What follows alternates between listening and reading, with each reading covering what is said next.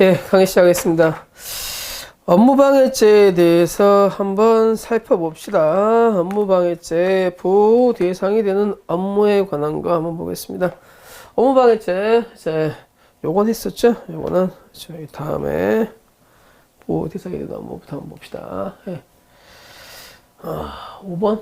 예. 업무방해죄 업무라는 것은 사회생활상의 계속적인 지위에 의해서 하는데 이게 보호가치가 있어야 된다고 말씀을 드렸어요. 보호가치가 없는 것들 다시 한번 그래서 사회생활상에 평공연하게 하고 있는 업무면 다 보호가치가 있는 걸로 봐요. 평공연한 업무면 그죠? 평공연한 업무면 없는 것들 첫 번째 법원이 하지 말라고 한 거예요. 법원이 하지 말라고 했던 것들 직무, 집행, 정지, 가처분에 관한 거 있었고요. 그 다음에 허가가 없는 것들, 허가 없는 것들에 대해서는 대부분 업무성을 인정하는데 요건 허가가 굉장히 중요한 게 있어요. 그래서 의사의 업무하고요. 뭐가 의사의 업무? 업무 보호가치 없다 그랬고요. 그 다음에 공인중개사예요. 뭐가 공인중개사도 보호가치가 없다 그랬어요. 그러니까 도덕적으로 허용할 수 없는 것들. 도덕이 없는 것들. 성매매죠. 성매매. 요 정도 기억하시고 그 다음에 계속수행하는 것들 보시면 되겠어요. 보호대상에 대한 업무에 해당하는 거 법원의 직무집행조치가 지금 법원이 하지 말라 그랬죠. 보호가치가 없네요. 그렇죠? 그 다음에 성매매에 관한 거 법이 보호하겠어요? 안 하겠죠? 아까 얘기했듯이 의료법인에 관한 것들도 마찬가지예요. 그렇죠? 허가가 굉장히 중요하기 때문에 보호가치가 없다 그랬어요. 그렇죠? 그래서 공유수면 점유 허가를 받지 않았지만 평온하게 이 화물을 옮기고 있죠. 그래서 보호가치가 있는 걸로 봤습니다. 그렇죠? 이렇게 보시면 되겠습니다. 뒤로 갑시다. 업무방해죄에 대한 설명 중 옳은 걸 한번 살펴보겠습니다. 그렇죠? 업무방해죄. 위계에 의한 업무방해죄에서 위계라는 것은 행위자가 상대방을 속이는 거예요. 그렇죠? 그래서 업무 수행 자체를 못하게 하는 것도 되지만 적정성을 그친 경우에 업무방해죄 성립한다라고 분명히 말씀을 드렸습니다. 그렇죠? 그래서 아까 하이패스에 관한 그 사례를 예를 들어서 말씀을 드렸었어요. 그래서 기억은 틀린 문장이 되겠습니다. 니은번. 이제 컴퓨터의 정보 처리 장치를 이용해서 업무방해죄가 되겠는가 이 문제입니다. 컴퓨터의 정보 처리 장치에 허위 사실이 입력해서 정보 처리에 장애가 생겼다면 이 정보 처리 장애로부터 바로 업무가 방해됐다면 이거는 컴업방해 된다는 거예요. 하지만 이 정보 처리의 장애로 인해서 잘못된 전산 자료를 가지고 속았다면 이거는 위계에 대한 업무방해죄로 보는 게 판례의 입장입니다. 이제 이게 되게 애매한데, 그죠? 예. 그러니까 정보 처리 장애로 인해서 바로 업무 방해가 발생했으면 이건 업무 방해죄예요. 이거는 컴업 방해예요. 그게 아니라 이 정보 처리 장애로 인해서 허위의 자료에 의해서 누가 속았다면 사람이 속았다면 이거는 위계 업무 방해죄예요. 이 말 자체가 되게 애매한데 이렇게 볼 수 있겠습니다. 가장 대표적인 사안은 옛날에 통합진보당에서 어떻게 했었어요? 여기 민주당하고 통합진보당이 여기 관악 일구에서 단일 후보를 냈을 때 이 전화투표를 통해서 단일 후보를 만들었어요. 어떤 사람이 더 통합후보로 정당한가? 근데 민주당이 이겼습니까? 통합진보당이 이겼습니까? 통합진보당이 이겼어요. 왜냐하면 이 전화 리퀘스트 자체를 속인 거예요. 전화 리퀘스트를 속으로 해서 결국은 선거의 관리를 하고 있는 선거관리위원회를 속인 거죠. 정당을 속인 거죠. 이때는 뭐가 된다는 거예요? 이것도 마찬가지거나 컴업방이 아니라 위계에 대한 업무방해죄로 봤습니다. 통합진보당에 관한 사건 여러 가지가 있어요. 하나 더 뭐가 있냐면 이 친구들이 이제 비례대표 1순위를 뽑는데 여러분이 알다시피 그 이석기라는 사람이 1순위가 되는데 이거를 뽑는데 이 전국 대표, 그러니까 비례대표 1순위를 정하는데 이거에 대해서도 마찬가지 속입니다. 컴퓨터에 대해서 이제 이상한 프로그램을 갖고서. 그래서 선거 관리를 운영하는 사람들을 속이는 거. 결국은 컴퓨터를 속이는 거야, 사람을 속이는 거야. 사람을 속이잖아요. 그래서 컴퓨터에 허위 자료를 입력해서 사람을 속이니까 이건 컴업방이 아니라 위협방이 된다고 보는 겁니다. 그렇죠? 그래서 여기 한번 봅시다. 컴퓨터를 정보 처리 장치에 정보를 입력하는 등 행위가 입력된 정보를 바탕으로 업무를 담당하는 사람을 속이게 된다면 결국은 컴퓨터를 속이는 거예요? 사람을 속이는 거예요? 사람을 속인 거기 때문에 위계에 대한 업무방해죄가 된다는 겁니다. 그렇죠? 그래서 이 판례 잘 기억하고 계시기 바랍니다. 컴퓨터에 부정한 명령을 입력, 컴퓨터 자체를 속이면 뭐가 되는 거예요? 그건 컴업방해 된다는 거예요. 그렇죠? 컴퓨터에 뭐 해킹 프로그램을 깔아서 아니면은 바이러스를 심어서 컴퓨터 자체가 작동을 못하게 한다. 그러면 컴업방해 된다는 거예요. 근데 그 자료를, 허위 자료를 만들어서 결국은 운영하는 사람을 속이면 이건 뭐가 된다는 거예요? 위계에 대한 업무방해죄가 된다는 거예요. 판례 입장이 이렇습니다. 디귿번. 쟁의 행위로서 파업은 위력 요소를 가지고 있어. 일단 업무방해죄 구성 요건에 해당하지만 이건 아니에요. 파업은 언제나 위력 요소를 가지고 있습니까? 아니죠. 그렇죠? 사업 계속 의지를 저해할 때만.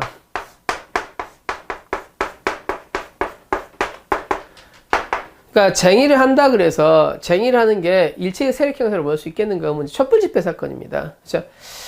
직원이 100명 있는 회사에서 10명이 촛불 집회에 참가한다고 나가버렸다는 거예요. 그거에 대해서 이 파업을 위력에 대한 업무방해죄 인정할 수 있겠는가 문제예요.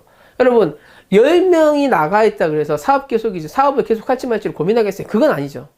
그렇죠? 그래서 이 파업이 좀 넓어서 그죠? 예, 상당 부분 회사의 경영을 제어할 때만 경영 계속을 제어할 때만 뭐가 된다는 거예요. 그때만 위력이 된다는 겁니다. 그래서 파업은 언제나 위력이 되는 건 아닙니다. 그렇죠? 그 부분이 전환합시로 바뀌었어요. 옛날에는 파업은 언제나 위력이 된다고 봤었는데 지금은 파업이 사업자의 사업 계속 의지를 저해할 때만 위력이 된다고 봅니다. 그렇죠? 그래서 요거 그 다음에 그렇죠? 언제나 구성 요건에 해당하지만 이건 아닙니다. 그렇죠? 그래서 일단 구성 요건에 해당하지만 이건 아닙니다. 이 부분이 틀렸어요. 그 다음 1번 여러분 업무라는 건 독자성이 있어야 돼요. 그렇죠? 예. 초등학교 교실에 들어가서 이제 교사한테 욕설을 합니다. 어떤 학부모가 와가지고 막 욕설을 하는 거예요. 그래서 교사가 이제 어떻게 되는 겁니까? 이제 못 듣죠. 이거 못 듣고 그래서 머리가 아파요. 예. 근데 이제 학교 측은 업무방해죄로 고소하진 않았습니다. 근데 학부모들이 뭐 하는가? 우리 아이들의 업무를 방해한다는 거예요. 그래서 업무방해죄를 걸었어요. 초등학생들은 이 사람이 난장판을 필 때 그쵸? 예. 수업이 방해돼서 좋아했겠어요? 싫어했겠어요? 좋아했죠. 초등학생들은 이거에 대해서 이제 너무 좋아한다는 거예요. 초등학생들. 왜냐면 교육은 권리가 아니라 의무잖아요. 의무 교육에 불과하기 때문에 이것들은 학생에게 독자적인 업무라고 보긴 힘들었다는 겁니다. 그렇죠? 그래서 업무방해죄가 되지 않는 걸로 봤어요. 그렇죠? 그래서 리을도 틀린 문장이 되겠습니다. 그렇죠? 그 다음 미음번 봅시다. 소비자 보호운동에 관한 판례인데 소비자가 불매운동을 하는 경우가 있어요. 예, 여러 가지 이유가 있겠죠, 뭐. 자, 네.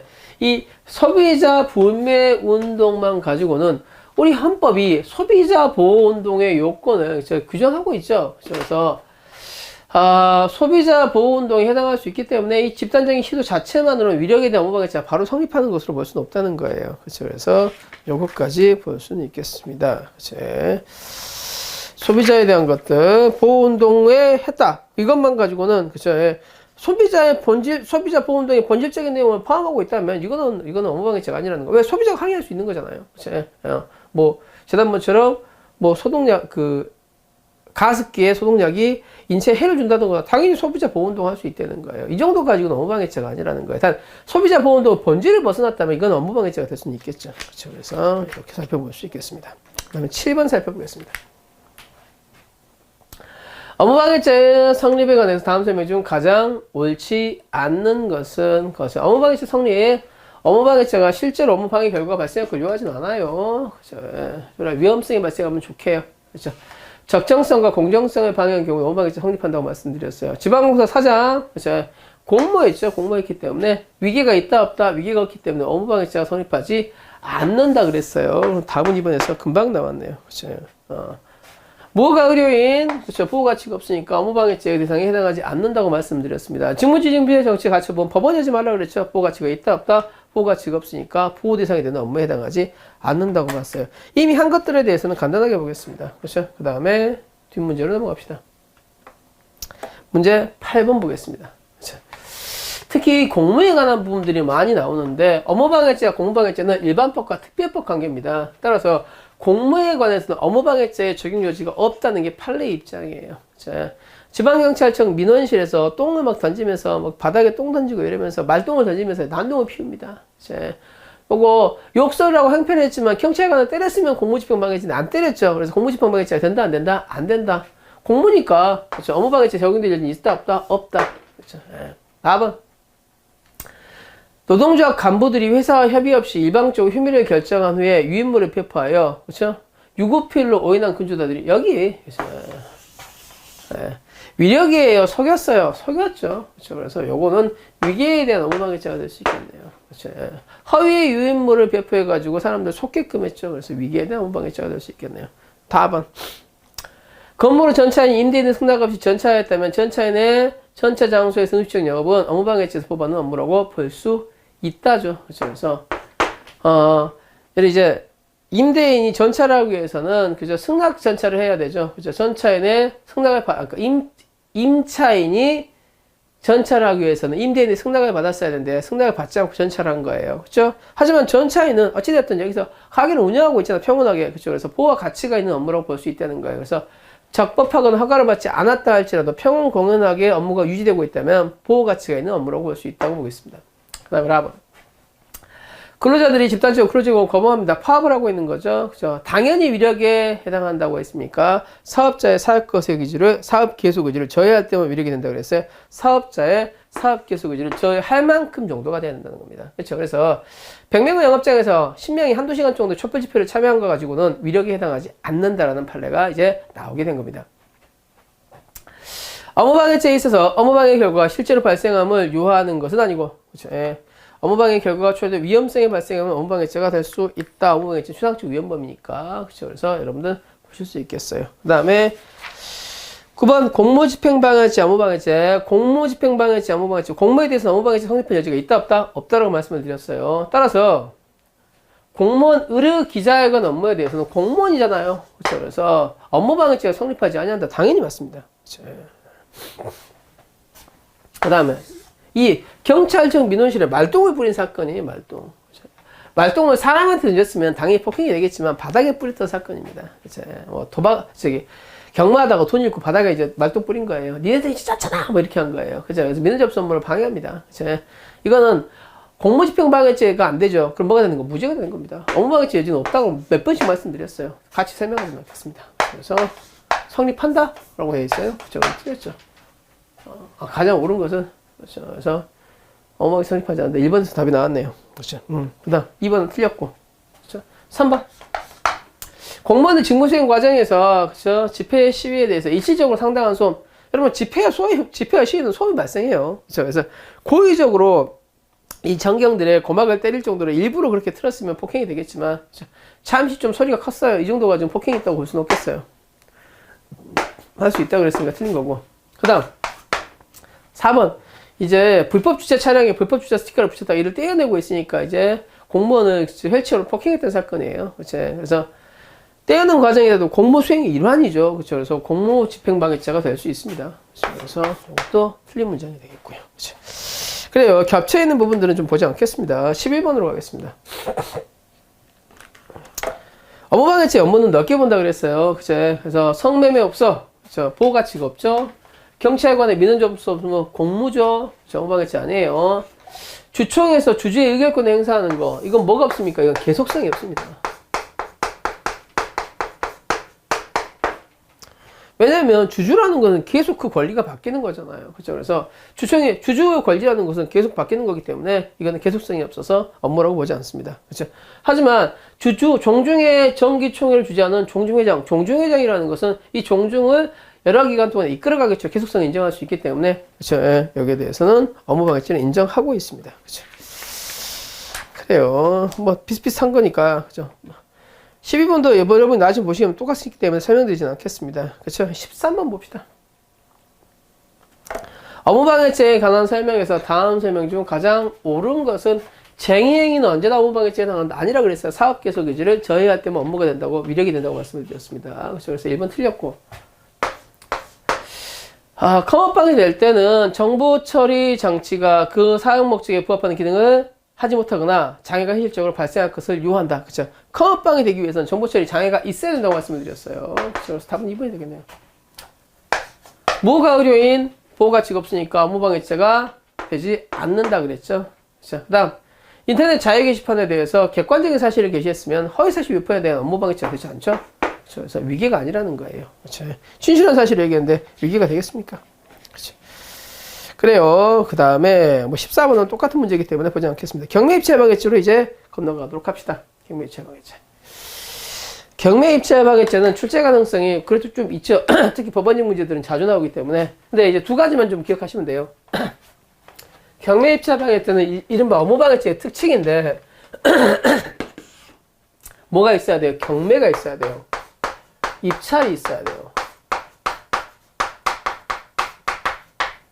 여기에 대해서 이제 이걸 방해할 만한 행위가 있어야 되는데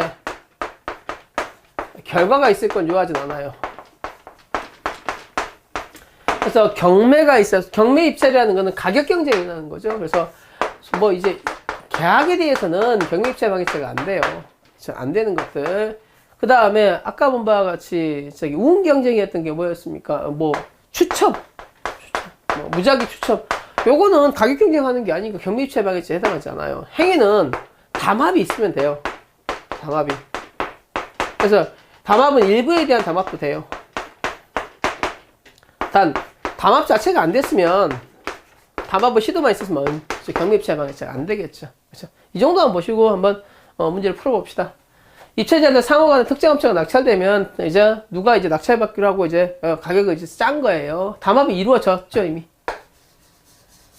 담합이 이루어진 이상 입찰 방해죄에 해당한다 해당하지 않는다 해당한다. 이렇게 되겠죠. 담합이 이루어지면 결과 상관없이 입찰 방해죄를 인정하는 거예요. 일부가 뭐 적거나 했다 할지라도 일부 입찰자들이 가격에 합의하고 낙찰이 되면 특정 업체로 모든 공사를 이제 밀려주기로 했었어요. 근데 이제 일부 사이에 담합이 이루어졌지. 입찰 방해죄는 성립한다. 근데 이쪽이 아니라 다른 쪽에서 뭐야 더 저가로 들어가 버린 거예요. 그렇죠? 그러면 다른 쪽에 낙찰이 됐다 할지라도 니네가 담합한 건 사실이니까 입찰 방해죄는 된다는 겁니다. 그다음 3번.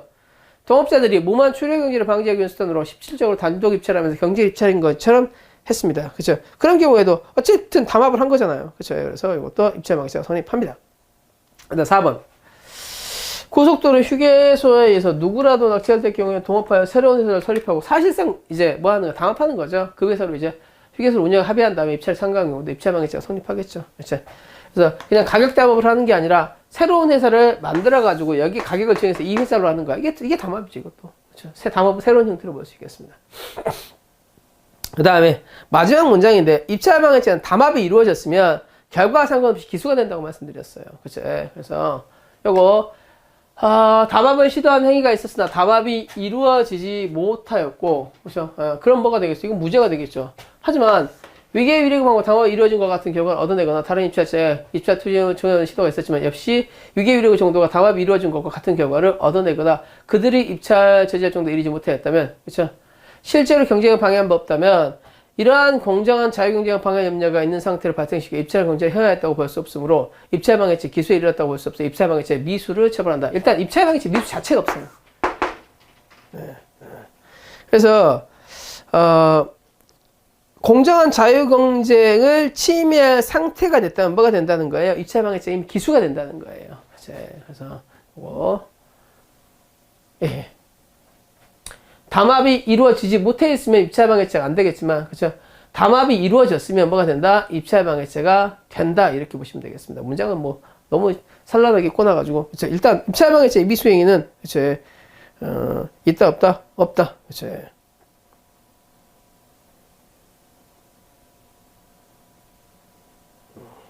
담합이 이루어지지 못했다면 입찰 방해죄 미수는, 그렇죠?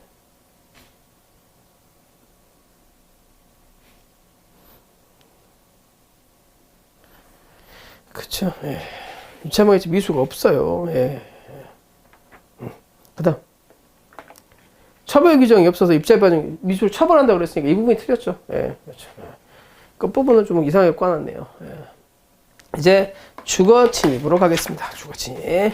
주거 침입자인데 주거 침입은 주거가 있어야 되고요. 침입이 있으면 됩니다. 이제 문제는 침입을 어느 정도 인정할 것인가, 주거를 어느 정도로 인정할 것인가가 문제인데, 주거입니다. 굉장히 넓게 이제 인정합니다. 그렇죠? 기와 침식에 제공할 수 있는 장소를 이제 주거라고 하죠. 그렇죠? 그래서, 넓게 인정하는데, 특히 판례가 위효주도 주거에 포함한다는 거예요. 뭐, 계단이라든지, 주차장이라든지 이런 것들도 이제, 위효주가 단 구분할 수 있어야 되는 거죠. 예. 그 다음에, 침입인데 의사의 반하에 들어가는 거예요.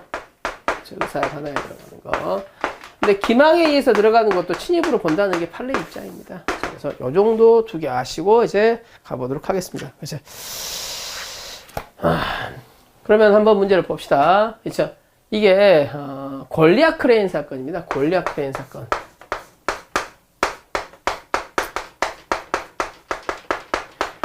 선박 건조 자재 운반용 도크에 고정되어 있는 82m 높이에 설치되어 있는 열평구령 방실이 있고, 그쵸? 운전위에서 직원이 근무하고 있어요. 이제 선박을 짓는 이제 큰 도구죠. 예. 그래서 여기에는 기와 침식을 충분히 제공할 수 있으니까 건조물에 해당한다는 거예요. 그렇죠? 하지만 우리가 이제 일반적인 건물을 짓는데 짓는 타워 크레인은 이제 해당하지 않습니다. 원래 크레인 해당하지고 타워 크레인은 해당하지 않아요. 그 다음에 2번 회사의 이익을 빼돌린다는 소문을 확인하는 목적으로 이걸 찾아본 거예요. 그죠? 그래서 비밀 침해죄가 성립한다? 안 한다? 성립 안 한다 그랬어요. 그래서 왜냐하면 회사 이익을 빼돌리고 있으면 이거 확인해 봐야 되겠죠. 그렇죠? 그래서 이거 가지고는 위법성이 조각된다고 봤어요. 답은 2번으로 볼 수 있겠습니다. 그 다음에 3번. 피고인 소유 건물의 하자에 있는 임의경매 절차에 의해서 경락되고 그에 의한 인도명령에 의한 것으로 집행으로 건물의 점유가 이전되었다면 자력구제 수단으로 건물에 들어갔다 할지라도 주거침입죄가 성립한다. 그렇죠? 그래서 피고인 소유 건물의 하자에 있는 임의경매 절차에서 경영하고, 그러니까 뭐냐면 내 거예요. 근데 내 건데 내 건물이 어떤 사람이 허위의 저당권을 설정해가지고 경매에서 딴 놈이 받아간 거예요. 근데 이 근저당 자체가 무효이기 때문에 경매도 무효이고 이 건물을 가지고 있는 사람은 무효죠. 하지만 여기에 대해서 어떻게 찾아야 돼? 법적인 절차에서 찾아야지. 내가 함부로 들어가면 된다 안 된다? 안 된다라는 거예요. 그렇죠? 그래서 자력구제 수단으로 그렇죠? 임무로 들어간다면 이건 뭐가 된다? 주거침입죄가 성립한다. 그렇죠? 법적인 절차에 의해서 찾아야 되는 겁니다. 그 다음 사인이 현행범을 추적하여 범인의 부의 집에 들어가 쫓아갔습니다. 저희 집에 예를 들어 닭살이가 들었어요. 그죠? 도둑이야! 라고 했더니 얘가 어디로 들어갑니까? 지네 아빠 집으로 숨는 거예요. 내가 거기 가서 찾아갈 수 있다, 없다? 없답니다. 왜? 사인의 현행범 체포는 체포에 수반되는 행위만 할 수 있어요. 예. 내가 수사기관입니까? 어디에 들어간지 알면 누구한테 얘기하라는 거예요? 수사기관에 얘기해서 수사기관에 데리고 가서 그렇게 찾으라는 거예요. 그렇죠? 그래서 비록 목적이 정당하다고 하더라도 그렇죠? 사인 현행범 체포는 체포하기 위해서 유형적 행사하는 건 허용하는 거지 수색하거나 이런 것들은 허용하지 않아요. 그래서 주거침입죄 성립할 수 있습니다. 5번. 문서 자체에 비밀장치가 되어 있지 않더라도 외부에 이제 비밀장치가 됐다면 그렇죠? 그때는 뭐가 된다는 거야? 비밀침해죄 객체가 될 수 있어요. 산업사건입니다. 사람의 자물쇠를 잠가놨는데 그걸 함부로 여는 건 뭐가 될 수 있어요? 비밀침해죄가 될 수 있습니다. 그렇죠? 이 정도 보겠습니다. 주거침입죄에 대해서 가장 옳지 않은 것은 1번 봅시다. 출입문이 열려있으면 집에 들어갈 생각으로 출입문을 당겨보는 것은 실행의 착수로 볼 수 있어요. 왜 이 집을 들어가겠다 그런 거잖아요. 그럼 답은 1번이 되겠네요. 뭐 주거침입죄하면 늘 나오는 실행의 착수 문제가 나왔습니다. 2번. 건물 신축 공사 현장에 타워 크레인은 그렇죠. 주거가 아니라 그랬어요. 그렇죠. 왜? 타워 크레인은 여러분 건물 짓는데 요만한 평수니까 기와 침식에 제공할 수 있는 정소가 아니에요. 하지만 권리학 크레인은요 건조물에 해당한다 그랬죠. 3번. 그러니까, 이거 드렸어요. 아까 말씀드렸죠. 그렇죠. 이 집에 들어가겠다. 문을 당겨보는 행위는 뭐야? 이 집에 확 들어가겠다는 거죠. 그렇죠. 그래서, 실행의 착수로 볼 수 있다고 그랬고요. 그 다음에 3번. 피해자가 공중 화장실 울먹한 노크를 합니다. 그렇죠. 여자가 뭐라고 하면 자기야? 라고 물어보죠. 왜냐면 남편이 망을 받는다고 그랬어요. 부인은 불안하니까. 근데, 이제, 아무 말 없으니까 부인이 슬쩍 열어보는데, 이 강간범이 문을 열고 들어오려고 했다가, 이제, 부인이 무릎이 까였던 경우입니다. 이거 주거침입죄에 해당한다고 볼 수 있다는 거예요.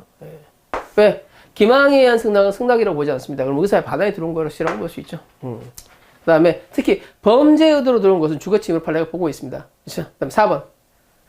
베란다 난간을 잡는 것은 실행의 착수로 인정할 수 있었지만 가스 배관을 타는 것은요. 그렇죠? 아직 어느 집에 갈지 의사가 확정되었다고 보지 않았어요. 왜? 가스 배관 타면 201호도 갈 수 있고 301호도 갈 수 있고 302호도 갈 수 있고 그렇잖아요. 그렇죠? 그래서 이거는 주거침입에 해당하는 행위를 개시한 것으로 볼 수 없다. 실행의 착수 인정할 수 없다. 이렇게 본 겁니다. 그렇죠? 이 정도 맞습니다. 그 다음에 주거침입죄에 해당하는 내용들은 여러분 쭉 보시는데 4번 정도 볼까요? 4번. 나머지 뭐. 다음 설명 중 옳지 않은 것은 모두 몇 개인가? 옳지 않은 걸 찾았습니다. 틀린 걸 찾아봅시다. 판례는 다가구형 단독주택인 빌라에 잠기지 않은 대문을 들어가서 공용 계단까지 왔네요. 이미 주거에 들어왔습니까? 안 들어왔습니까? 두고 왔죠? 그렇죠? 그래서 공용 부분에 대해서 주거 침입을 인정한다고 말씀드렸어요. 그렇죠? 맞습니다. 그 다음에 4번. 아까 공중 화장실 똑똑 두드리니까 여자가 자기야 라고 물어보는데 슬쩍 문을 열어주니까 밀고 들어옵니다. 승낙을 한 거야 안 한 거야? 승낙을 한다고 볼 수 없죠. 그래서 주거침입죄 침입에 해당한다고 볼 수 있어요. 그렇죠? 그다음 화장실 주거로 봤습니다. 왜? 기와침식에 제공할 수 있잖아요. 다음은 주거침입죄의 침입행위인 객체의 건조물은 엄격한 의미의 건조물 그 자체뿐만 아니라 그에 부속하는 위호지도 포함할 수 있다는 거예요. 그렇죠? 일단 위호지가 다른 사람의 땅과 식별할 수는 있어야겠죠. 이 땅에 이제 통했다, 이 땅의 사용 제공된다라는 것을 이제 알 수 있어야 된다는 거예요. 그래서 주변의 토지로서 뭐 담이 설치되어 있거나 아니면 뭐 돌이 설치되어 있거나 이렇게 구분할 수 있어야 된다는 거예요. 객관적으로 명확하게 구분해야 된다. 다음 라번. 사용자와 제3자가 공동을 관리하는 곳은 사용자만 쓰라고 있는 곳이 아니죠. 그렇죠? 그래서 이걸 의사에 반해 전가하는 것은 뭐가 될 수 있다는 거예요. 이것도 그렇죠? 주거 침입의 실행의 착수를 인정할 수 있다는 겁니다. 그렇죠? 그래서 다 맞는 거네요. 권리자가 권리를 실행함에 있어 법에 정한 절차에 의하지 않고 아까 그렇죠? 침입하는 건 뭐가 된다? 주거 침입죄가 된다. 그렇죠? 그래서 제 건물이 허위 근저당에 의해서 임의경매가 됐다 할지라도 제 건물을 법적인 절차에서 찾아야 되는 거죠. 제가 가서 그 집에 살고 있는 사람 쫓으면 된다 안 된다? 안 된다라고 말씀을 드렸습니다. 그렇죠? 예.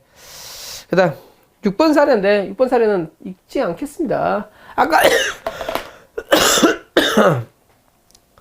얘기했던 그대로입니다.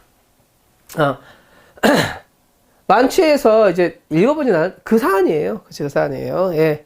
여정 화장실로 갔는데 저 남편이 망을 봐주기로 해놓고는 딴 데 담배 사러 간 거예요. 그래서 이 사람이 문을 두드립니다. 그죠? 근데 이제 이 사람이 문을 두드리니까 자기야 라고 물어보죠. 그래서 자기야. 근데 이제 A를 발견한 B가 고함을 소리를 지르자 역정이 생겨 용병한 문을 잠근 다음에 조용히 가만히 있어라고 하면서 이제 뭐 이렇게 했던 사건이에요. 실랑이가 벌어지게 됩니다. 남편이 도착해서 상해가 일어나는데 이건 뭐가 된다는가? 강간의 기회에 상해가 있으니 강간치상이 될 거예요. 주거침입 인정할 수 있다 없다? 왜냐하면 성폭법에는 주거침입 강간은 가중처벌하도록 되어 있어요. 그렇죠? 이걸 주거침입으로 볼 수 있겠는가 없겠는가 이제 문제가 되었던 사안입니다. 주거침입을 볼 수 있다라고 말씀드렸죠. 그렇죠? 그래서 답은 3번이 되겠습니다. 3번. 일시적으로 공진 화장실에 용병칸을 이용하는 것도 뭐가 될 수 있다는가? 주거권자로 볼 수 있다. 이렇게 봤어요. 예. 들어오지 말라는 거죠. 누가 똥 싸고 있는데 누가 들어오라고 하겠어요. 화장실 가는데. 그렇죠? 그래서 여기 반대로 들어간 것은 여긴 주거침입자가 볼 수 있다는 거예요. 강간의 미수에 그쳤다 할지라도 상해가 있었으니까 강간치상이 되겠죠. 그래서 주거침입 플러스 강간. 그래서 성폭법상 주거침입 강간으로 가중처벌 받겠습니다. 그렇죠? 예. 그래서 뭐 유명한 사안이니까 여러분들 보시고 7번 한번 봅시다. 주거침입죄에 대한 다음 설명 중 가장 옳지 않은 것은 그렇죠? 예.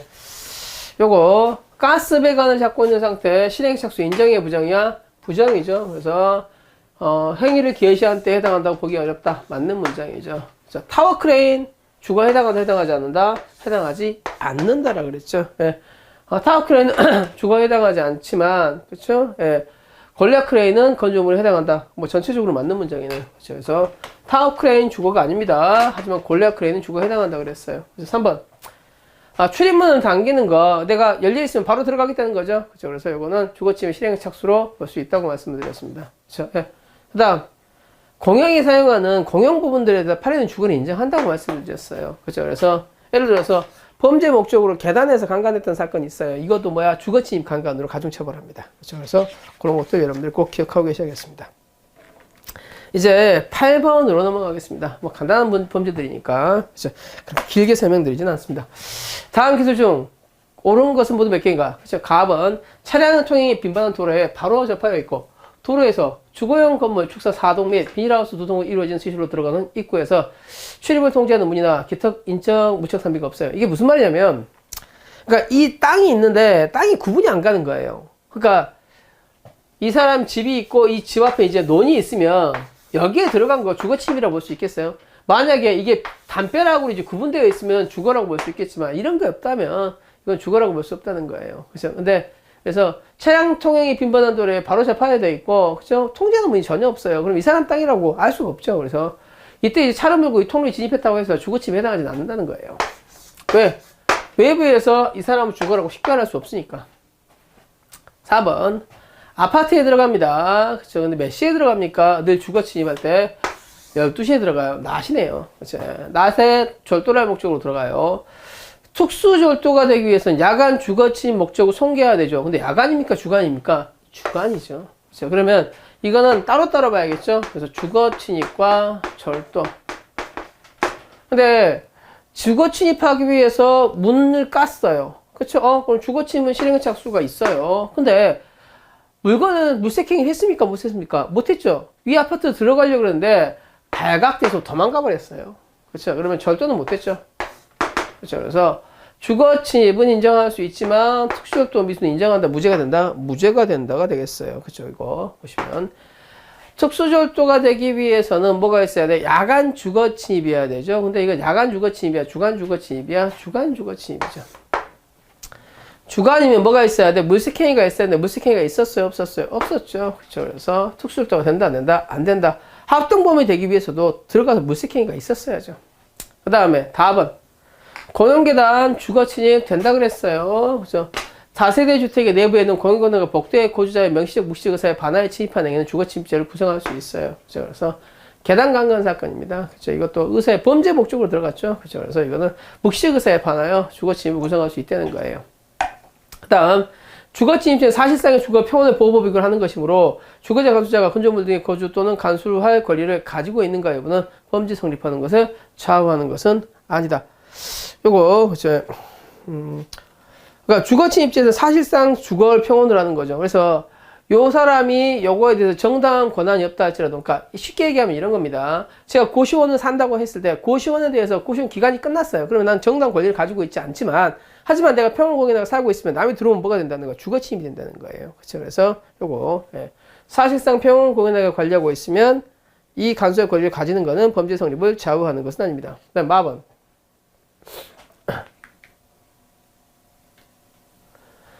이 사람이 한 번 강간을 이 여자를 한 사람이야. 근데 이 여자 집에 또 옵니다. 또 와가지고 이 담장에 걸터 앉아가지고 몸만 이렇게 들이밀었던 사건이에요. 그렇죠? 그래서 강간하려고 대문에 몰래고 들어와서 담장과 피해자 거주자 방 사이의 좁은 통로에서 창문을 통해서 방을 엿보기만 했어요. 하지만 이미 대문 안으로 들어왔네요.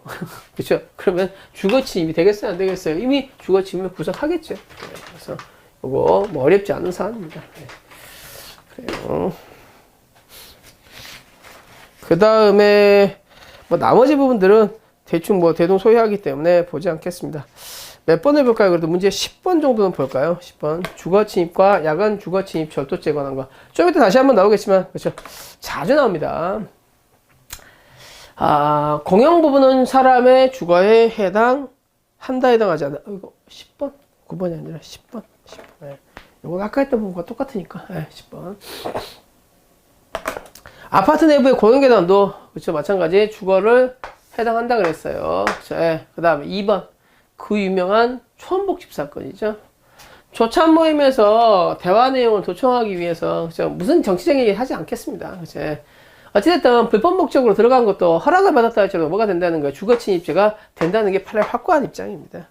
그래서 범죄 목적으로 들어갔을 때는 어소옵쇼에도 뭐가 된다는 거예요? 주거침입이 된다는 거예요. 그 다음에 3번. 야간에 타인의 집 창문을 열고 집 안으로 얼굴을 들이미는 등의 행위를 했으면, 그렇죠? 전부가 아니라 일부가 들어가더라도 뭐가 된다는 거야? 주거침입이 된다는 거예요. 그래서 주거침입 미수야, 기수야? 기수죠. 그렇죠. 그래서 답은 3번이 되겠네요. 4번. 간통 현장을 목격하고 그 사진을 촬영하기 위해서 나무집에 들어가는 거예요. 네가 수사기관이에요. 그거 안 되네요, 여러분들. 정당에 해당하지 않아요. 그렇죠. 그래서 안 됩니다. 5번.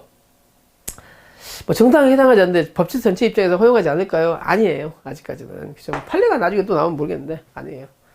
5번. 야간에 아파트에 들어가 재물 절차의 목적으로 침입 대상의 아파트의 창문이 열려 있으면 안으로 들어갈 때 의사로 창문을 열어보는 거야. 베란다에 잡아놓는 거죠. 그렇죠? 그래서 야간 주거침입죄 또는 주거침입 시에 실행의 착수가 인정되는데, 그렇죠? 이 집을 들어가겠다고 창문을 당기고 있잖아요. 그렇죠? 그래서 실행 착수가 있었다고 볼 수 있겠습니다. 그래요. 이 정도 보겠습니다. 거의 대동소이하니까. 그죠? 이 정도 봅시다. 이제 재산죄로 가도록 합시다. 재산죄. 자, 이제 재산죄. 어렵죠? 예. 어렵죠. 예. 그래도 뭐 절도 부분들은 쉽기 때문에 절도 부분 좀 빨리 가시고, 사기, 횡령, 배임, 강진면 뒷부분은 좀 자세히 천천히 가도록 좀 노력을 해보겠습니다.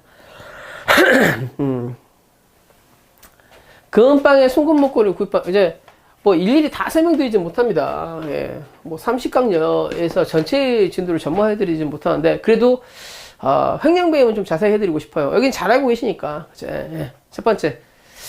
금은방에서 이제 목걸이를 구입할 것처럼 거짓말합니다. 그렇죠? 그래서 저 목걸이 좀 보게 해주세요라고 얘기하는 거예요. 그렇죠? 그래서 이거를 뭐라고 표현합니까? 책략절도라는 표현을 합니다. 책략절도, 속여가지고 물건을 저비를 받는 거예요. 이게 사기죄가 된다, 절도가 된다, 절도가 된다는 겁니다. 왜? 차분의 이가 없죠.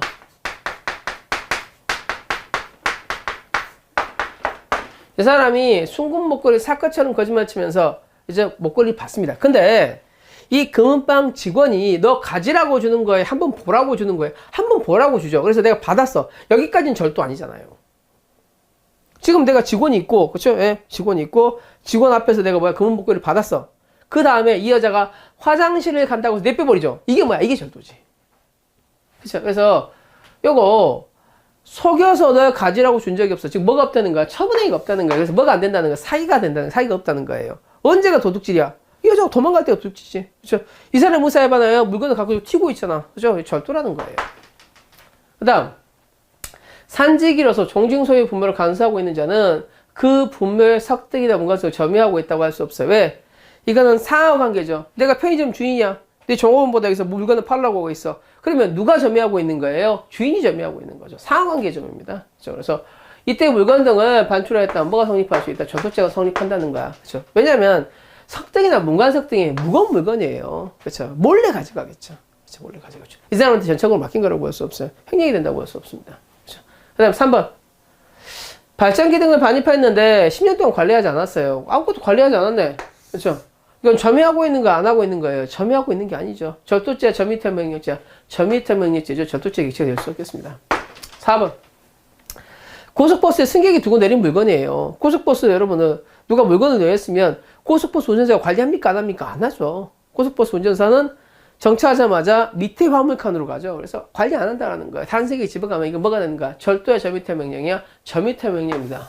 그래서 지하철도 마찬가지입니다. 지하철 운전수가 관리해요, 관리하잖아요. 관리하지 않죠. 그렇죠. 그래서 요거는 누가 관리하고 있지 않기 때문에 점유태물로 볼 수밖에 없어요. 이걸 집어가면 뭐가 된다는가? 점유태 명령이 되지 절도죄는 성립한다고 할 수 없어요. 맞는 문장이죠. 그래서 그 다음 5번. 이게 영사동 사건이죠. 그 유명한 그렇죠. 피해자 소유의 나무를 캤어요. 지나가다가 무슨 연구소에 진달래가 이쁘게 핀 거예요. 예, 그래서 부인이 이거를 이제 통째로 파옵니다. 꺾어오는 게 아니라. 그러면서 이미 이제 굴체하고 난 다음에 남편보다 이걸 도와달라고 해요. 그래서 남편이 옵니다. 예. 그러면 절도를 같이 한 거예요. 절도가 끝나고 난 다음에 남편이 운반해 준 거예요. 절도가 끝나고 난 다음에 남편이 운반해 줬기 때문에 그러니까 절도 행위를 같이 해야지 특수절도가 되겠죠. 절도가 끝나고 난 다음에 왔잖아요. 그래서 특수절도가 성립하는 건 아닙니다. 이 남편은 뭐가 성립하겠어요? 장물운반죄가 성립하겠죠. 그렇죠. 그래서 이 여자 혼자 나무를 캔 거예요. 그렇죠. 영산홍은 여러분 큰 나무가 아니라 작은 나무이기 때문에 캐자마자 이미 절도가 기수가 된 거예요. 혼자 캤죠. 그 다음에 남편한테 옮겨달라고 그랬으니까 남편은 뭐가 되겠어요? 작물 운반죄가 되겠죠. 그렇죠. 그래서 이렇게 볼 수 있겠습니다. 그 다음에 뒤에 절도죄에 관한 설명 중 가장 옳지 않는 것은 그쵸. 절도죄, 그쵸. 상습절도, 습벽에 의한 절도는 상습절도는 포괄일죄가 되죠. 그쵸. 그래서 포괄일죄 관계는 범죄 일부에 대해서 확정 판결 이전에 대해서는요, 뭐가 미치겠어요? 기판력이 미치니까 면수 판결을 받겠네요. 그쵸. 그 다음, 타인의 자동차를 몰래 운행한 다음에 원래의 장소에 갖다 놨어요. 훔치려고 그랬어요? 잠시 쓰려고 그랬어요? 잠시 쓰려고 그랬죠. 그래서 사용절도라고 합니다. 사용절도는 불법명대사가 없으니까 그쵸 처벌될 수 없는 게 원칙이지만 자동차는 뭐가 있어요? 자동차 불법 사용죄가 있죠. 그 다음에 3번 이거는 나중에 신용카드에 관한 범죄에서 하겠습니다. 타인의 명의를 모용하여 발급받은 신용카드로 현금 자동 지급기에 현금을 인출했어요. 그쵸? 그러면 요거 현금 자동 지급기는 정당한 카드에 대해서만 주려고 했는데 타인 명의로 했죠. 그러면 정당한 사람이 아니기 때문에 절도죄 성립을 인정하고 있습니다. 4번 봅시다.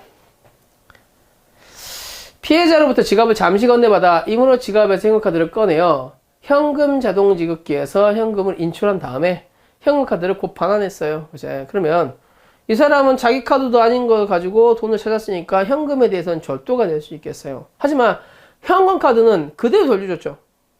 통장과 다르게 현금카드는 특수한 기능가치라는 게 없기 때문에 그죠? 현금카드에 외부적으로 여러분들 변화가 있습니까? 없습니까? 전혀 없죠. 그래서 현금카드에 대한 절도죄는 따로 성립한다, 성립하지 않는다? 성립하지 않는다. 단, 이게 통장이라면 통장은 뺐음과 동시에 이 애금액 자체가 달라지기 때문에 애금액 증명 기능에 대한 침해가 있기 때문에 이건 뭐가 될 수 있다는가? 이건 절도죄를 인정해요. 여긴 부정하고. 그렇죠? 다 알고 계시는 기본적인 내용에 관한 거기 때문에 뭐 특별히 길게 설명드리지는 않겠습니다. 예. 절도죄에 관해서 그래요. 3번 한번 봅시다. 3번은 굉장히 중요한 문제입니다. 그렇죠? 상습절도에 대해서 판례가 여러 가지가 있는데 일단은 여기 나온 것만 형법상 문제만 좀 하겠습니다. 상습절도는 절도가 상습성이 있는 경우예요. 그렇죠. 그래서 이 형법상 절도는 여러분 아다시피 그냥 절도, 야간 주거침입, 절도, 특수 절도 이렇게 포함되어 있다는 거예요. 그래서 형법상 절도의 일환으로 볼 수 있는 것들이라면 상습성의 범위에 포함되기 때문에 야간 주거침입 절도를 이미 절도에서 평가를 했죠. 그래서 야간 주거침입은 따로 평가할 필요가 없으니까 뭐가 되겠어요? 이건 흡수가 된다는 거예요. 그런데 주간 주거침입 절도라는 거는 있어요, 없어요? 이건 없다는 거야. 따라서 주간 주거침입과, 그렇죠? 주간 주거침입 이렇게 되겠네요. 주간 주거침입과 절도는 같이 평가해야 돼요, 따로 평가해요? 따로 평가할 수밖에 없다는 거야.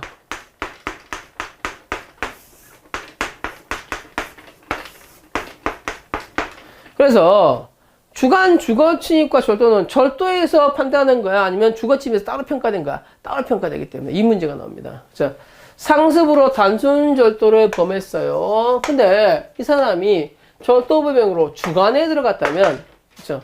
주간의 주거침입은 절도에 의해서 평가하는 영역이 아니죠.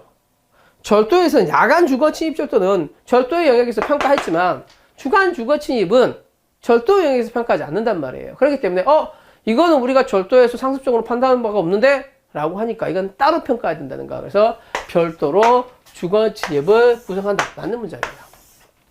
하지만 야간 주거침입이라면 야간 주거침입 우리가 야간 주거침입 절도에서 이미 평가했는데? 그러니까 이건 뭐가 되겠어요? 흡수관계가 되겠죠. 그 다음 2번 절도죄에 있어서의 답은 1번에서 나왔네요. 네. 절도죄의 신족상도래, 그죠? 저 나중에 친족상도일 때 배우겠지만 점유자, 소유자 모두 친족관계가 있어야 되죠. 그죠? 그래서 점유자에게만 친족관계가 있어야 된다. 이거 틀렸어요. 그죠? 친족상도례는 시분관계에 있는 재산 문제에 대해서는 국가가 개입하지 않는다라는 거예요. 그러면 이 재산 문제가 되려면 절도 재산 문제, 소유권의 재산 문제 다 뭐가 있어야 된다는 거예요. 신분관계가 있어야 된다는 거예요. 그 다음 3번 비록 주간의 주거에 침입했다 할지라도 주간에 주거에 침입했어요. 그렇죠? 야간에 타인의 재물을 절취한 이상 그 모텔 모니터 절도 사건입니다. 굉장히 유명한 사건인데 애가 모텔에 모니터를 절도하려고 주간에 들어가요. 주간에 들어갑니다. 근데 갑자기 사람이 닥치니까 이게 침대 밑으로 들어가 숨어요. 그래서 계속 버티고 있다가 야간이 돼서 이제 모니터를 훔치러 기어나오다가 잡혔던 경우입니다. 그쵸? 그러면 이 사람은 주간에 주거에 침입했다 했습니다. 그렇죠? 야간에 절취를 했어요. 그럼 야간 주거 침입 절도예요. 그러니까 야간 주거 침입 절도가 이 야간이 주거 침입을 수식하는지 절도를 수식하는지에 관한 문제예요. 판례는 이 야간은 주거 침입을 수식하지 절도를 수식하지 않는다고 판단합니다. 그렇죠? 그래서 둘 다 수식하진 않아요. 그렇죠? 예. 왜냐면 야간에 주거에 누군가 들어온다면 너무 깜짝 놀라기 때문에 가중처벌하는 거거든요. 그렇죠? 그래서 요거는 야 주간에 주거 침입했잖아. 이건 야간 주거 침입 절도 아니야. 라고 끝납니다. 판례는. 그렇죠? 그래서 이거는 그러면 뭐가 되겠어요? 각각 판단해야 주간 주거 침입 절도니까 주거 침입 부분과 절도 부분을 따로 판단해야겠죠. 야간 주거 침입 절도에 해당한다고 보지 않습니다. 그래서 이것도 틀린 문장이네요. 어떤 물건은 점유자 의사에 반하여 취득하였는데 그 행위가 결과적으로 소유자 이익이 되거나 소유자 추정세 특락이 있다고 볼 만한 사정이 있는 경우에도 불법 영득 의사가 인정됩니다. 나중에 이제 렌트카 사건이라고 하는데 이제 그때 한번 보실 텐데 이 렌트카를 빌린 애가 빌렸어요, 제가. 근데 애가 뭐 도박 때문에 딴 데 팔아먹어요. 예. 렌트카 회사에서 뭐 하겠어요? 차 가져와라고 하겠죠. 그러니까 이 차를 다시 가져갑니다. 그래 놓고 뭐라고 하는 거야? 이거 소유자 렌트카 회사가 이제 가지고 오라고 한 거니까 나 훔친 거 아니야 라고 하는 건데 점유자 회사에 반환을 가져갔잖아요. 그럼 뭐야? 절도가 된다는 겁니다. 그래서 소유자 의사와 일시적으로 합치한다 할지라도 결국은 훔친 건 맞죠. 그래서 절도죄가 된다. 나중에 렌트카 자동차에 관한 판례는 분명히 나올 겁니다. 그때 가서 좀 자세히 설명을 드리겠습니다. 그렇죠. 그 다음에 불법영득 의사에 관한 것들 몇 개만 좀 살펴보겠습니다. 불법영득 의사에 관한 일반론들은 여러분들이 너무나 이제 잘 알고 계시기 때문에 그렇게 뭐 거창하게 할 것까지는 없습니다. 문제 1번 봅시다. 절도죄에 살해된 피해자의 주머니에서 이제 뭘 꺼냅니까? 예, 살해 도구로 이용한 골프채, 옷 등을 이제 태웁니다. 그죠? 근데 가지려고 했어요. 불태우려고 가져갔어요. 그렇죠? 불태우려고 가져갔죠. 불법영득 의사가 인정되기 위해서는 소유권자로부터 소유권을 배제할 의사도 있어야 되지만 자기가 적극적으로 이용할 의사도 있어야 돼요. 적극적으로 이용할 의사가 없죠. 가지겠다는 거야. 불질러버리겠다는 거야. 불질러버릴 의사니까 이거는 불법영득 의사가 인정되지 않습니다. 그 다음에 2번. 이제 사용자의 사유자의 점유 상태를 배제할 의사가 있어야 되는데 이거 한번 봅시다. 가부 영업점에 놀러를 갔어요. 여기 가니까 핸드폰이 있네요. 핸드폰이 있으니까 이 핸드폰을 쓰고 나왔습니다. 만약에 돌려줄 의사가 있으면 그 가게에 돌려줬어야 되지. 근데 어디에 돌려준 거예요? 영업점 정문 앞에 화분에 둔 거예요. 제대로 돌려준 겁니까? 안 돌려준 겁니까? 안 돌려준 거죠. 제대로 돌려줄 의사가 있어? 없어? 없죠. 그렇죠. 그래서 불법영득 의사가 이게 있는 거 보는 거예요. 그래서 사용절도가 되기 위해서는 그 자리에 그대로 돌려놔야 됩니다. 그렇죠. 그래서 뭐 100m 떨어졌건 5m 떨어졌건 심지어 그렇죠. 바로 옆이라고 할지라도 뭐가 된다는 거예요. 이것도 그렇죠. 이것도 불법영득 의사가 있는 걸로 봅니다. 그게 원상태에 복귀하지 않았으니까. 3번. 피고인과 내연관계를 회복시킬 목적으로 내연의 물건을 가져와 보관 후에 이를 찾으러 오면 그때 물건을 반환하면서 잘 타일러 다시 내연관계를 지속시킬 목적이었어요. 가질 의사였어요? 돌려줄 의사였어요? 돌려줄 의사였죠? 불법영득 의사가 인정되지 않겠네요. 피해자 승낙 없이 혼인신고서를 작성하기 위해서 피해자가 도장을 꺼내서 사용한 후에 고바로 제자리에 갖다 놨어요. 이제 불법영득 의사가 있습니까? 되도록 제자리에 갖다 놓은 의사였죠. 불법영득 의사가 없겠죠. 도장에 대한 특수한 기능가치 침해가 없죠. 왜? 한번 도장 찍었다고 해서 도장이 없어지는 건 아니니까. 그렇죠. 그래서 이 정도로 보시면 되겠습니다. 그러니까 특수한 기능가치의 침해가 있기 위해서는 외적 변화가 있어야 돼요. 그렇죠. 그래서 통장에서 돈을 찾았으면 그렇죠. 통장의 예금액 증명 기능이라는 게 통장의 액수가 변해버리기 때문에 이때는 뭐가 되는 거예요? 이때는 절도가 된다는 겁니다. 하지만 현금 카드라든지 도장이라든지 쓰고 나고 제자리에 갖다 놓으면 외부적 변화가 전혀 없죠. 그럼 기능가치 침해가 없다고 보는 거예요. 여러 가지가 있죠. 예를 들어서 뭐 체육복 같은 거 저희 학교 다닐 때 체육복 빌려서 그렇죠. 체육복 같은 거를 빌려줬으면 체육복을 이제 쓰고 몰래 쓰고 다시 갖다 놨어요. 그러면 뭐야? 이거는 쓰고 갖다 놨으니까 내 가질 의사가 없죠. 근데 이 친구 가져갔어. 그래서 막 찢어졌어. 아니면 제자리가 아니라 엉뚱한 데 반환했어요. 그럼 뭐가 되는 거예요? 이건 절도가 되는 겁니다. 그래서 요거 한번 보시고. 그래요. 뭐 체육복에 관한 뭐 에피소드는 많지만 뭐 그런 걸 할 만한 시간이 없네요. 에피소드를 할 만한 시간이. 그렇죠? 그래서 368페이지 한번 보겠습니다. 예. 피고인이 자신의 명의로 구입 등록하여 가백의 명의신탁 자동차를 담보로 제공. 매그너 사건이죠. 예. 요거는 지금 한꺼번에 하지 않겠습니다. 요걸 지금 한꺼번에 해버리면 신도가 엉켜서, 그쵸. 요거 매그너 사건 나중에 내일 합시다. 내일 하도록 하고, 예. 그래도 잠깐 설명을 드리면, 그쵸. 요거, 피고인 자신의 어머니 명의로 구입해서 가백의 명의신탁 자동차를, 그쵸. 을에게 담보로 제공했죠. 을에게 담보로 제공했으니까 대내적이야, 대외적이야, 대외적이기 때문에, 그쵸. 이건 누구 소유가 되는 거예요? 어머니 갑소유가 됩니다. 그쵸. 그래서, 이때 몰래 가져갔으니까 뭐가 되겠어? 타인 소유의 타인 점유 물건이 되니까 이거 절도죄가 성립합니다.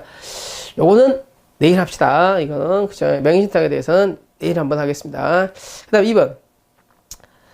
그러니까 2번 사건, 4번 사건도 굉장히 중요한데 종전의 점유자가 사망으로 상속에 의해서 당연히 그 상속이 이전된다는 민법상의 법리는 타인의 점유에 관해서 적용될 여지가 없다. 그렇죠?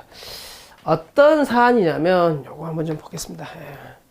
명의신탁은 내일 합시다. 명의신탁을 지금 건드려버리면 뭐 이것만 해도 10분이기 때문에 이거는 지금 건드리기 되게 애매해요. 여러분이 물론 명의신탁을 잘 아시겠지만 형법상 명의신탁은 또 다른 문제가 있기 때문에 이게 내연녀의 등기서류 사건입니다.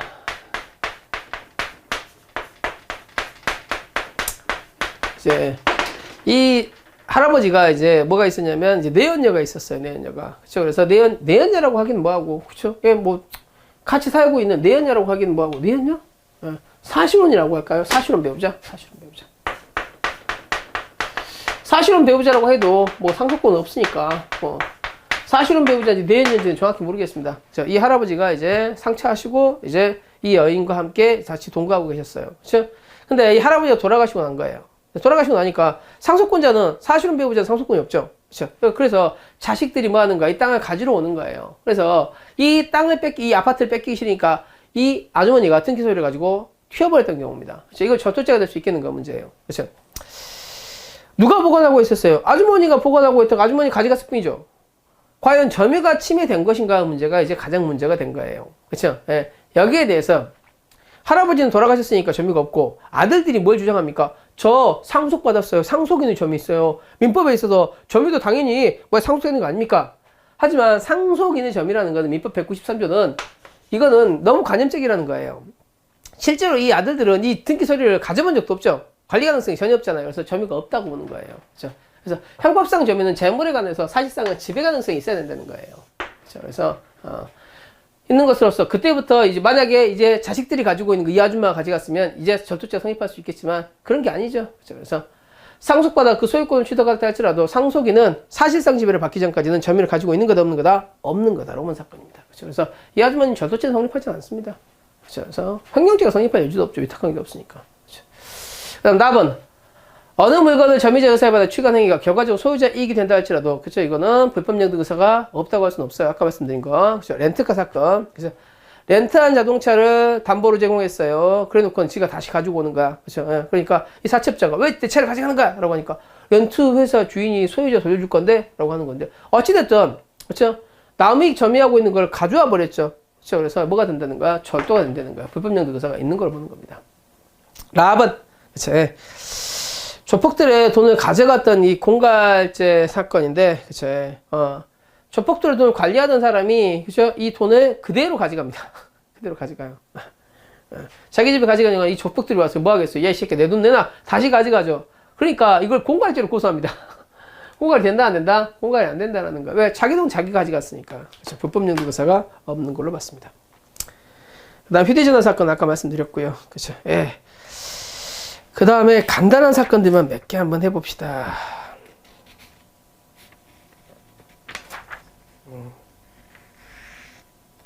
명의신탁을 해야겠네요. 그래서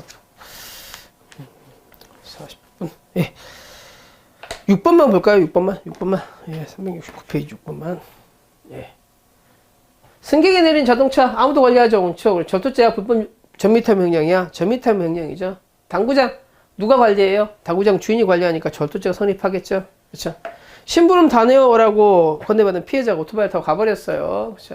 그래서 요거는 뭐가 되겠어요? 이건 절도죄가 아니라 횡령이 되겠죠. 왜? 아무도 감시할 수 없기 때문에. 그렇죠? 4번 A식장 축의금에 이 사람이 속아서 돈을 줍니다. 가지라고 줬어요. 네가 보관하라고 줬죠. 이걸 그러니까 뭐냐면 A식장 축의금에 우리가 낸단 말이에요. 그러면 이거를 이 사람이 가지고 있다가 그 다음에 몰래 가져가겠지. 그렇죠? 그래서 이 사람 받았을 때 이 사람이 점유가 인정된 게 아니라 몰래 가져갈 때 인정되기 때문에 이걸 뭐라고 한다? 책략절도로 봅니다. 그렇죠? 그래서 이것도 절도죄가 성립한다. 이렇게 볼 수 있겠습니다. 그래요. 시간관계상 오늘은 일단 여기까지 보시고 내일 이제 뭐 할 거냐면 이제 드디어 재산죄가 들어갑니다. 절도, 사기, 횡령, 배임. 특히 이제 불법 내일은 그거 먼저 좀 하겠습니다. 저기 명의신탁에 관한 부분을 좀 하도록 하겠습니다. 오늘 수고하셨고 내일 뵙도록 하겠습니다.